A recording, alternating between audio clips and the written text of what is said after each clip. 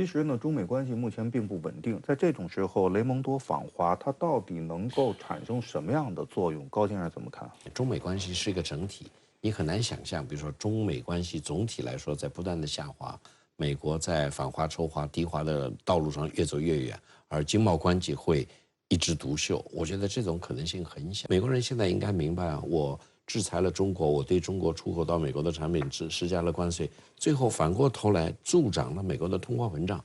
所以我觉得美国人啊，也跟中国人谈一个什么问题呢？就是第一个，美国要不要、如何、怎么样能够取消或者减少对中国出口美国商品施加的关税，这是第一个。另外一个，他也要跟我们协调啊，他不愿意说，哎，我施加的关税现在我自己取消了，然后中国呢也报复美国。我们奉媒到底啊！我们对美国、对中国出口的很多产品也施加了一些关税，这两国之间是不是要进行一些协调等等？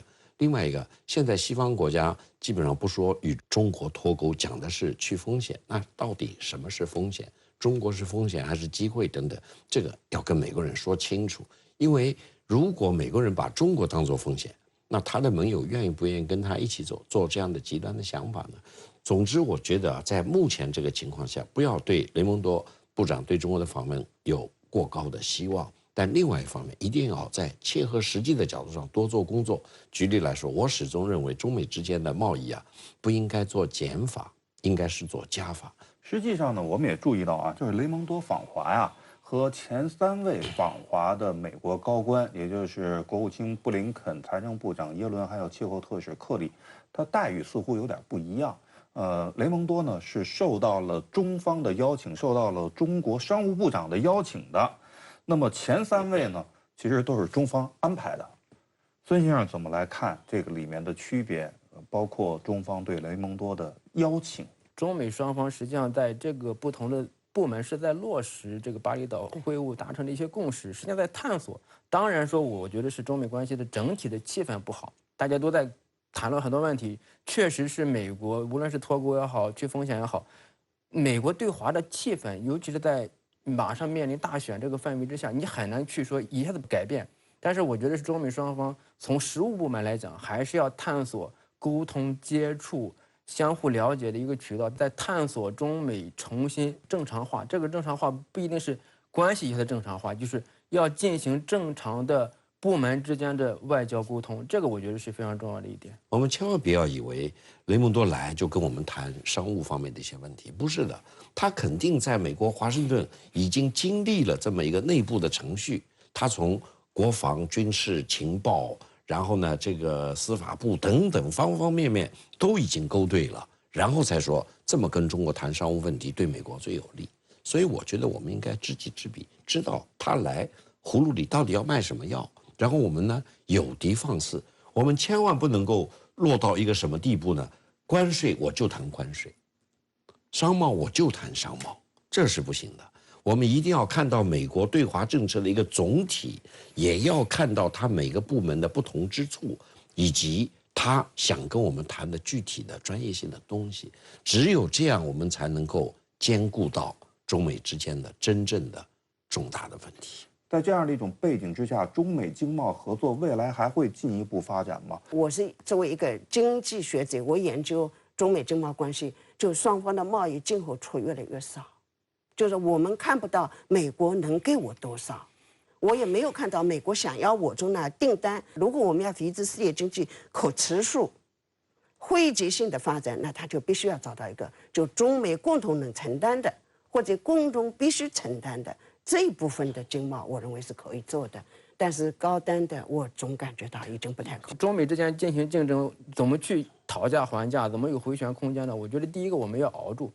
就是说，虽然美国不断的各种各样的这个对抗性的或压制性的这个措施过来，我们只要顶住，顶住之后，美国人，我觉得他是想不明白的，他是要意识到，哎，我这么打下去是这个办法不行，我得换个办法。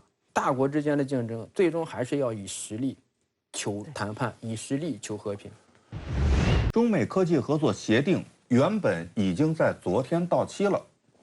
但是8月23号，美国国务院表示，美方正在寻求将中美科技合作协定延期6个月，以便与中国政府谈判，以强化该协议。究竟想强化什么呢？美国在涉华事务上为什么总是显得这么拧巴呢？孙先生怎么看？中国是全世界最主要的一个高科技产业的这个基地，或者是这个商品的应用场景。所以说，我觉得这个里面是美国这个拧巴是什么？是这个反映了中美关系的非常复杂的一个属性。我曾经把这个中国称为是美国从来没有遇到过的一种复合型的竞争对手。比如说我们的经济的发展，我们的 GDP 在去年是不是达到美国的70%以上？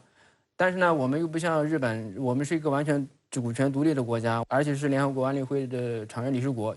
但是呢，我们又不像苏联那样，跟美国之间没有太多的这个经贸联系、科技联系。所以说，我觉得是美国在面对我们的时候，实际上是心情是很复杂的。所以我觉得这个里面这个6个月可能是说所谓的强化协议，就是要讨价还价。他认为涉及到战略属性的那个环节呢，可能要拿掉。涉及到这个商业属性的呢，它能赚钱的地方呢，它可能还要维持。首先，我们一定要看到，就美国的小院高墙的确是对中国已经做起来了。我们说高科技的脱钩，那么它首先要强化一个，比方说芯片科技法案，这个内容是非常明确的。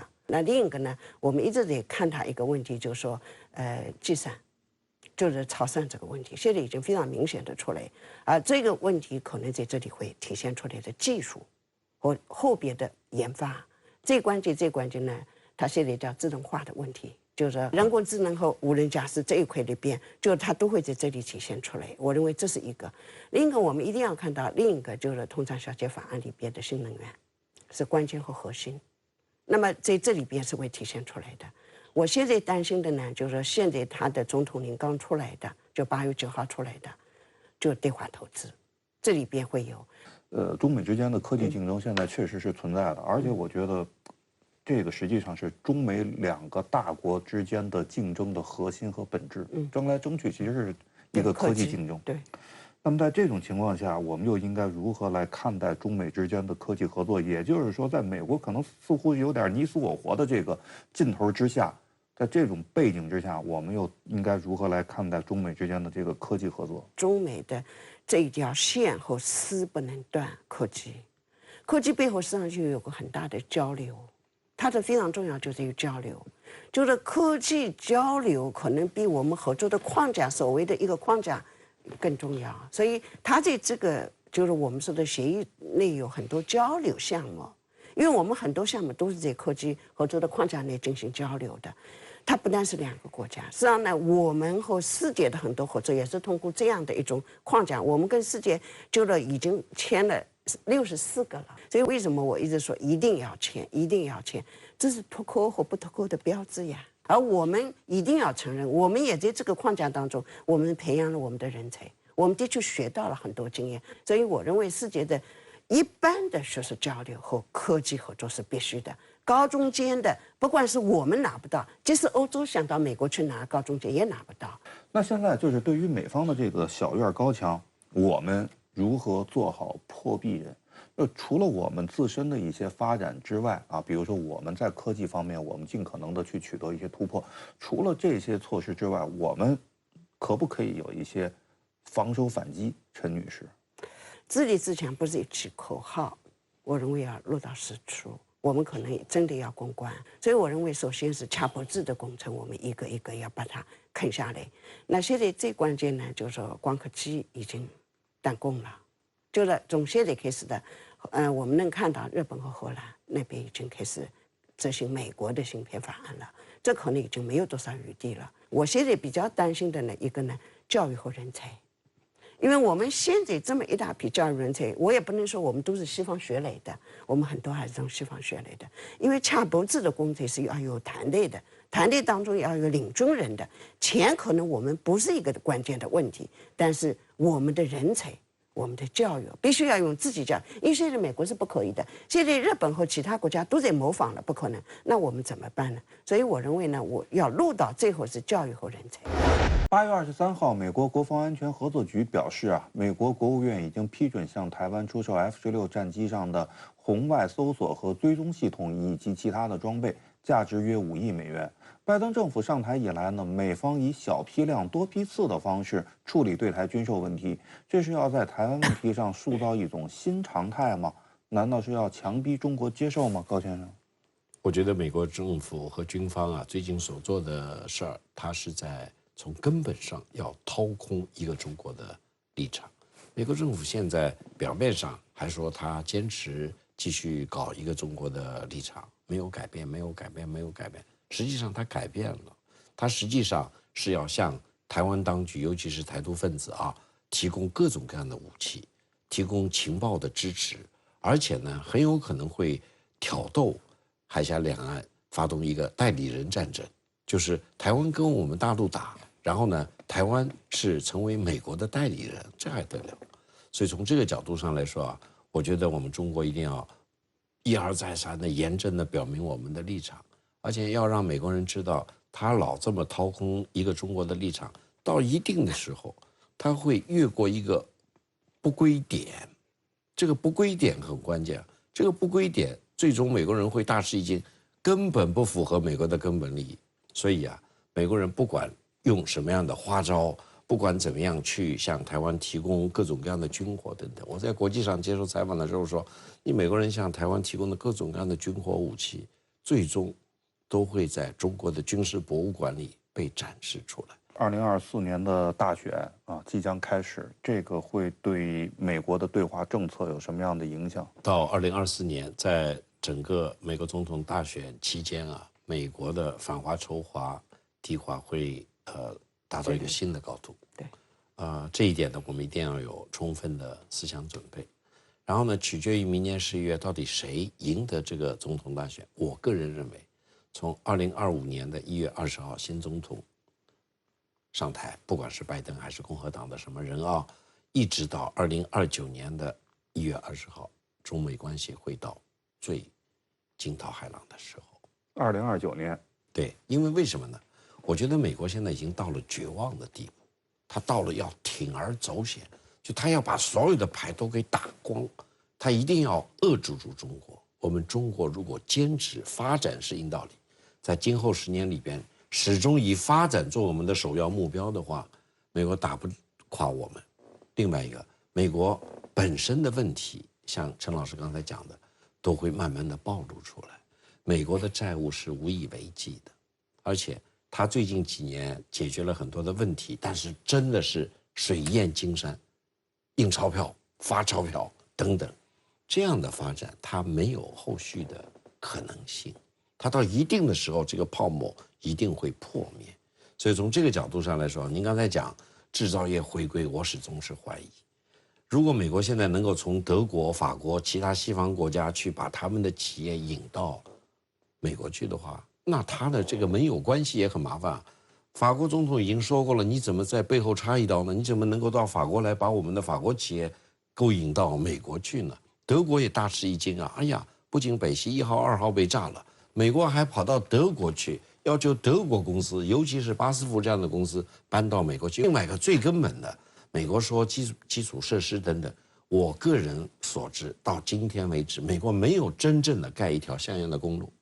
美国哪个机场真正的在过去几年里真正的翻新了等等，没有，他没有做出实实在在他必须要做的事儿。所以呢，美国你看上去比较繁荣、比较热闹等等等等，最终怎么收场很难。美国的大选会对中美关系造成什么样的影响？孙先生怎么看？我觉得每次美国大选，我们都会讨论这个中美关系，对中美关系有什么影响，对这个对美国的对华政策有什么影响。其实这里面有个问题是什么？美国大选是美国的大选，实际上很多时候，大多数时候，这个在这个选举的议题排序里面，实际上外交是比较排在后面的。另外一个，我觉得这里面要关注一点是什么？就是美国现在在大选过程中，对华政策是不是头号的外交议题，这个是存疑的，因为现在俄乌战争还没有打完。其实美国人比较头疼的是什么呢？大西洋共同体或者是大西洋内部，欧美出现了一次剧烈的高烈度的战争，这个战争没有结束，而且对欧洲的盟国影响是非常大的，而且对美国的影响也非常大的。就像拜登在去了基辅的时候，我觉得他在某种程度是把他的战略上的或者外交上的这种信誉，或者是他的筹码压在了基辅。所以说，现在在某种程度来讲，我现在是有点怀疑说，这个到明年大选的时候，假如说俄乌战争还没有结束，或者处于一个焦灼的状态的时候，是不是对华政策变成头号的议题？这是第一点。第二点是，我觉得是其实从特朗普政府时期开始，大概美国对华政策进入一个比较长周期的调整。这种长周期的调整，并没有因为拜登取代了特朗普之后发生逆转。就像特朗普开始打关税战、贸易战，然后拜登实际上比特朗普还要狠，还要准，还要更具有攻击性。而且在这个拜登这几年时间里面，包括他这个对华政策，这个是投资联盟和这个竞争，实际上我觉得很多的政策已经到位了。现在其实美国现在说所谓的对华的某种程度的缓和，我觉得是体现了美国对华战略的一种节奏感。就是说现在我很多的政策都到位了，包括把一些盟国都拉进来了，美日韩在戴维营也谈了，也签了一系列的协议，一些文件。能不能把这些文件落下去？我觉得这个可能是美国需要去做的。至于说是不是还会继续往上升，下个月 G20峰会啊就要开幕了，而 APEC 会议呢也将在10月份在美国举行。那么接下来中美两国会有怎样的互动？高先生怎么展望？我认为中国国家主席和美国总统会在G20会议上和APEC 峰会上见面。这对于中美关系至关重要，不一定能够解决所有的问题，但是它可以给中美关系重新制定一个大的方针。那么两国政府有关部门会极尽全力的去把两国国家元首制定的大的方针予以落实，这对于稳定中美关系将是至关重要的。也就是说，为未来中美关系的发展再寻找到一个新的基点。对，陈女士，中美关系可能是慢慢走向一种正常化。这个正常化是新冠病毒结束以后，贸易战达到一定程度，科技战已经是小院高墙的情况下，所以做好一个竞争和合作的关系。这下半年实际上是中美两国肯定是要用大国的外交、高强度的外交活动来去管控这个两国之间的关系。实际上，这个不仅是有利于稳定中美两国的所谓的战略关系，更有利于或者是要承担中美两国来为世界政治经济包括安全的稳定这个承担责任的一个非常重要的一个观察点。这个其实不仅是中美两国元首的互动，更重要的是什么？全世界都在看着中美两国。